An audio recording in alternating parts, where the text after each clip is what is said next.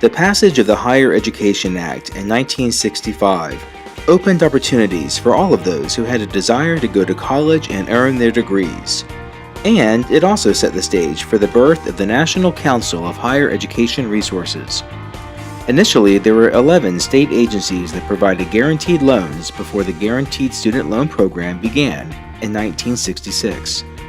The heads of those agencies agreed to meet on a regular basis, and the beginnings of the National Council of Higher Education Loan Programs soon emerged as a forum for the exchanging of ideas and discussing critical issues. Many of these states also established secondary markets to provide liquidity in this new public-private partnership. These states, as well as not-for-profit organizations, also participated in the early days of NCHER. These individuals had the vision to realize the great potential in their fledgling programs and the wisdom to know that individually they didn't have all the answers, but collectively they might arrive at sound conclusions and strategies. Their structures were different and they operated differently, but their missions were the same: providing students and families with access and choice in fulfilling their post-secondary education needs. As amendments were added to the Higher Education Act, state agencies soon dominated the market, but their diversity was vast, as were financial differences and state banking laws. By 1980, these organizations realized they needed a presence in Washington, someone who not only knew the industry and what was needed to help it thrive, but someone who was intimately acquainted with lawmakers and knew how to get things done on the Hill and with the administration. Enter Jean Frolicker. Upon graduating from Georgetown Law School, Jean was buoyed by her passion of higher education and set her sights on truly making a difference to students and families by focusing on access and choice as well as financial aid. From 1962 to 1973, she worked for the U.S. Office of Education as Deputy Assistant Commissioner for Legislation. She then served as counsel and later as chief counsel on a Senate Education Subcommittee. By the time the founding members of what would later become NCHER reached out to Jean, she was already well known by industry insiders and respected throughout the education community in Washington. The law firm she established with her husband John, Frolicker & Frolicker, was the go-to place for lawmakers and their staff, industry partners, financial aid experts, banks, and even leaders within the U.S. Department of Education. It was the students and the families that gave her, that made her tick. And as she worked with members of Congress, she worked with Senator Claiborne Pell. She was on his the staff of his subcommittee, but she also worked on the House side with Carl Perkins and traveling the country, conducting hearings and whatnot related to legislation. She understood that the education is the great equalizer, and that there were so many impediments for education for not just the low-income individuals and families, but also for the middle income. They were struggling, and so she had the benefit. Her father was a professor, and she had the benefit of good education, and she wanted to make sure that everyone had the opportunity and the means with which to go to college and pursue their educational dreams. After accepting the offer to work with and guide the council in 1980, Jean transformed her firm into the National Council of Higher Education Loan Programs and crusaded for the organization and its members over the next 26 years. In subsequent years, she represented NCHER on public policy and regulatory issues with Congress and federal agencies, and she helped the organization nearly double its membership roles of guarantee agencies, secondary markets, lenders, servicers, and collectors. Throughout her tenure, she made certain she mentored those individuals who would carry her legacy and continue to ensure that those students and families in need would be watched over. She was a mentor to so many people, and I'm lucky enough to be one of those people. But the people I think of when I think of Jean are what I'll loosely call the women of NCHER back in those days. Jean created this group of experts in FFELP policy and regulation and management. And so folks like Jane Stewart, folks like Vicki Shipley, folks like Gail Somerville, who was with Sally Mae, Elise Nowakowski, those people became sort of the resident experts and this group who were leaders of NCHER, back in a day when women weren't always leaders, and they were leaders in this very technical, very wonky sense where they had expertise in areas that nobody had. Jean's knowledge was so vast that lawmakers in the U.S. Department of Education relied on her keen eye and input before moving forward with any regulations or legislation. In fact, it was not unheard of for the chief lawmakers themselves to call Jean and ask her opinion on some issue Congress was thinking about legislating and her historical perspective on it. Her knowledge of the Higher Education Act, she frankly was one of the authors, the 65 Act. She probably single-handed or close to single-handed is the reason we have Pell Grants these days. We used to be basic grants when it first started. So her understanding of that process and how it worked, the respect that people on the Hill had for her was tremendous. I'll give you an example. While I was president, I went to her office, I sat down, I was working on some things, and I was kind of listening to see what and the phone rings, and it's Senator Kennedy's staff at the time. And then the senator gets on the phone with her, and he says, Gina, I know this is not, as it was related, I know this is not an education matter, but I got this workforce bill that I want to run. Would you read it before I put it in? And it was that kind of, if you weren't close, you didn't really quite understand the impact that she had. She was absolutely well respected in the Hill, and I think that served NCHER fabulously. The department, obviously puts out regulations, would put out what they would call dear colleague letters, sometimes dear partner letters. There was a series of dear Mrs. Frolica letters, literally, where the department would write to Jean and say, we've interpreted this a little bit differently, and we wanted to let you know what we've done, or here's our new spin, with the expectation that Jean would be the one who would get it out to the industry. So there's often policy made by dear Mrs. Frolica letters. On the other side, many of those letters were drafted by Jean and by this little group of regulatory experts who would send them to the department and say, you know what, we think this regulation needs a little clarification. As with all organizations, change came to NCHER in the form of Brett Leaf, who followed Jean at the helm in 1993. As the two joined forces, Brett focused on the business and financial aspects of NCHER, while Jean held fast to policy. Brett ensured that NCHER was on a path to long-term solvency. Jean focused on placing the organization and its members in situations that would impact laws and regulations for years to come. I left New Jersey, where I was in charge of the student loan office, and moved to Washington, where I became a lobbyist for private colleges and universities.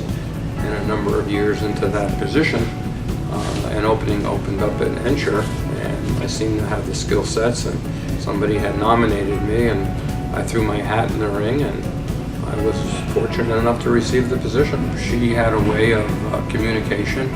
I had on an internal side, I had one external, and being able to take her efforts, meld them with my strengths, and come together with proposals that were sellable to individuals, organizations, and members of Congress that wanted to know NCHER's views on items.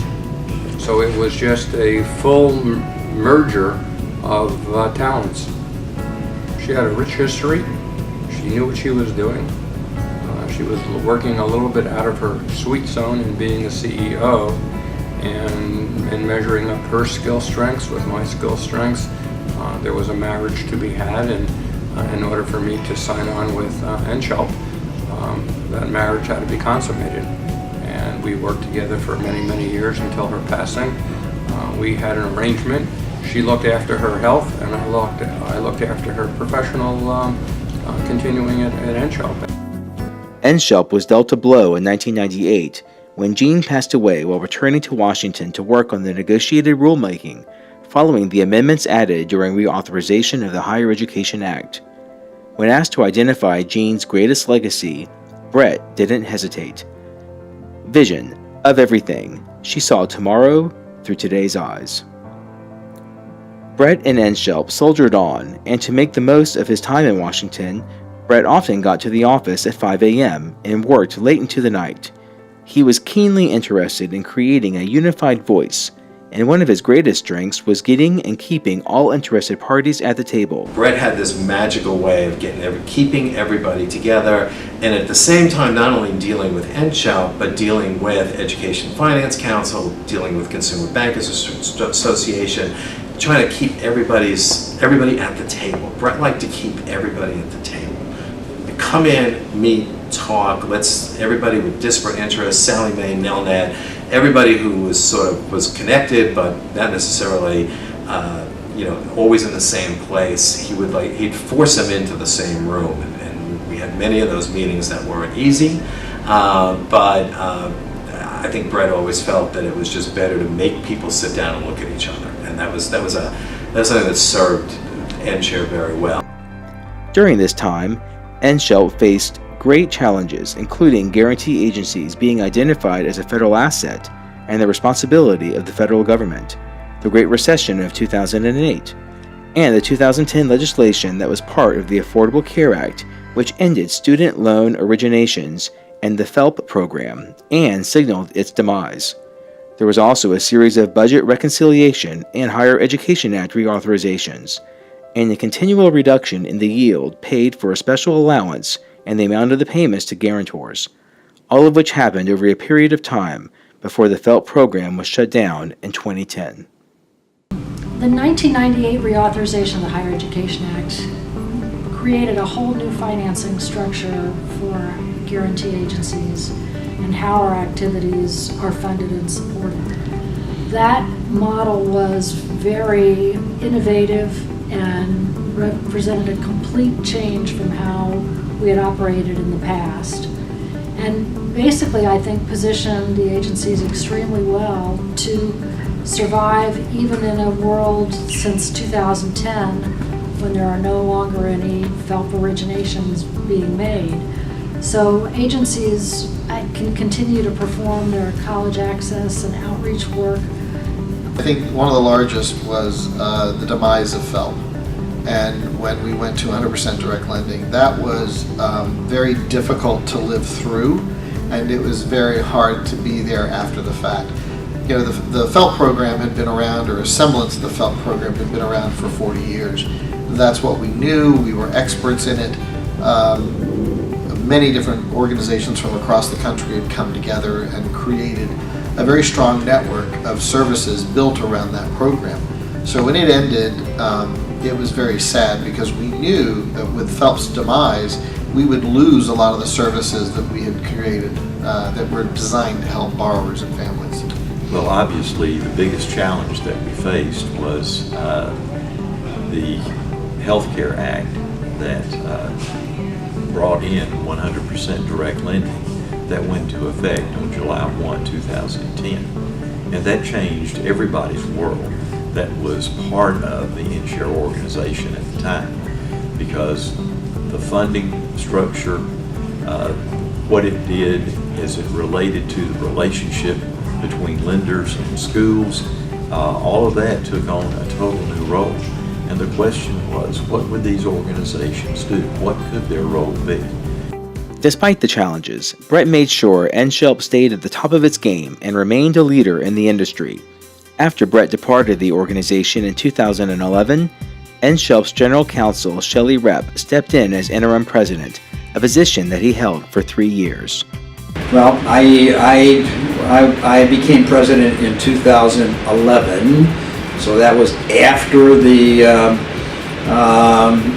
FEL program, shut down as far as new originations go. So my role, basically, as president back then was to try to find new opportunities for our members, and we did find some, and certainly the private loan program, private education lending, has picked up some since then, to support our members when they contract with the government, because, since the government now controls 90% of the market or so, but they outsource all their work, all the actual work, whether it be servicing or collection,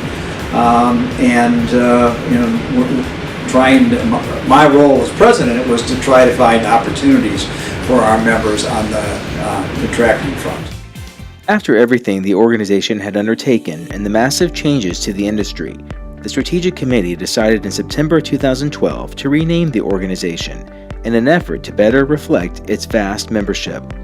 The National Council of Higher Education Resources, or NCHER, showed that it was no longer just a lone organization, but represented the industry as a whole and had a focus on the entire life cycle of a student's college career and until they repaid their debt. During this 3-year period, NCHER searched for new opportunities for members. Tenure as chair, I had set out all these goals that I wanted to accomplish as chair. And then shortly after I became chair, Shelley indicated he was planning to step down from the presidency. And so the remainder of my tenure as chair, we spent in a very intensive executive search process for a new president. That process, I would say, involved a lot of the board's time, energy for that year. But the result of that, I think, has been remarkably good for the organization, because out of that process, we arrived at the selection of James as the new president. And he's done a great job in helping to position the organization in a way to help its members reinvent themselves for the post-Phelp world that we all are inhabiting. Today, James Bergeron leads the organization. Prior to his arrival at NCHER in 2014, James worked extensively with both Brett and Shelley while he served as a staffer on the House Education and Workforce Committee. Working on Capitol Hill and with the Congressional Committee gave him the understanding on why advocacy is so vitally important, as well as the fortitude to put together a strong, credible, active, bipartisan, and realistic agenda for NCHER's members. Since his first day on the job, the one thing James has tried to emphasize is that NCHER has to have a proactive approach to advocacy, communications, and research. We are a resource to federal policymakers, and I think that's something that we have pushed for very significantly over the last 3 years. When policymakers in both the House and Senate have questions about federal student aid policy, they come to NCHER and to NCHER staff to find out what is currently happening on the ground, whether or not there needs to be changes to that particular policy, what are some ideas that we want to throw out on the table, and how that will impact folks on the national level. We're seeing, even because of our success at the national level, we've started and continue to get questions from state policymakers who are asking these exact same questions. James's leadership has made a dramatic impact on NCHER's federal policy and advocacy efforts, and has given NCHER a new voice with lawmakers and the administration. During his tenure, NCHER has urged action on numerous legislative actions to promote student success, assist struggling borrowers, promote college affordability, simplify and improve federal student aid, improve program administration, and expand opportunities and resources for students. These efforts have resulted in a plethora of successes on the Hill and in state legislatures, which have helped NCHER members fulfill their missions, as well as provide direction and assistance for students and their families. All of these successes come during a rapidly changing economic atmosphere, where costs are dramatically increasing, and both students and their parents are wondering how they will be able to save for and eventually pay for college. It is a challenge that James takes seriously and understands that no matter what happens in the future, NCHER needs to be the leader in making a difference. The U.S. higher education system has many challenges that students, families, and institutions are currently facing. College costs continue to skyrocket. I think we're at the highest point that we've been in the last few years. Both institutions continue to struggle with increasing federal and state regulation. Parents are really wondering what type of return on investment are they getting for the taxpayer funds that they're sending to the federal government. And federal policymakers are hearing these concerns that are raised around the kitchen table. I believe that NCHER members will take a leadership role in addressing a number of these issues as we go into the next decade. Over the past 50 years, NCHER's name and leadership, the industry, and the politics have changed. But one thing has remained consistent: what NCHER has done for its members. NCHER has differentiated itself from like organizations by building relationships for tomorrow through community spirit. NCHER has prided itself on being far more inclusive as a trade association, opening its doors to a wide variety of parties. As a result, NCHER has taken the lead in offering individuals opportunities to learn and grow. NCHER has helped facilitate dialogues, made programs stronger, and improved service levels to borrowers and their families. In addition, NCHER has offered unique, consistent, and timely professional development, and it has done all of this by bringing in its members together and allowing the creative process to happen. NCHER has many strengths in my opinion, and one of the strengths that NCHER has is it serves, in the way I look at it, it serves as a repository. It's kind of a keeper of the regs, if you will. I always know that I can go to NCHER and through a variety of sources or resources, I can get information that I need as it relates to the rules, the regulations, and almost always the history of why something is the way it is. I think it's the support that we get as members and the assistance in helping us run our shops. So, I mean, as an example, we don't necessarily always have all the staff that we, available to us to be able to interpret the regulations, create all the training materials, and one of the other things too is staying consistent with everyone else in the industry and how we're implementing our programs or implementing the regulations.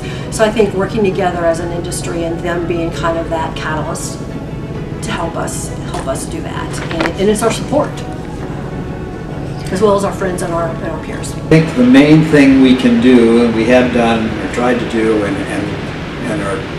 we'll try to do going forward, is provide a forum for our members to share ideas.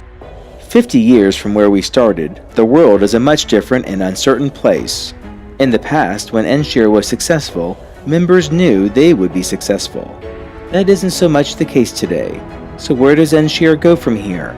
And how can it remain a relevant player in the student loan financing industry? I think the biggest impact that NCHER has had in NCHEL is the fact that they have educated Congress very well on what the need is on a state and local level. It is a national program, but it should be delivered locally. And I think that's where we need to get back to, because I think we can reach out and touch our own borrowers very, very, very closely. And I think they get much more personalized service on a local level. You're not going to have a national program that one agency can handle across the country, because we will end up with a delinquency and default issues. Understanding what's going on out there, in understanding from its members' perspectives what we need, what type of support we need, both within our shops as well as, I could almost say like reading our minds, understanding who we are and understanding our business, and what do we need help with and where do we need help in Washington, and getting our message out, helping us get our message out, and supporting us. Well, I think one of the most important things is to have flexibility and be willing to look and see what the new world that develops. Oh, I think NCHER has been the grist in the mill. They were the ones that came up with ideas how to make processes better, how to put a student face on what would be a loan amount or a debt that had to be repaid. They cared about borrowers to a degree that nobody has cared about borrowers. In my view, the mission and goal of NCHER has not changed one iota since it started, and if I was to be around 50 years from now when you would ask me the same question, you would get the same answer. Building upon our past and looking to the future, learning from the lean times and smiling at the experiences that brought the industry together, Here's to you, NCHER. We look forward to another 50 years.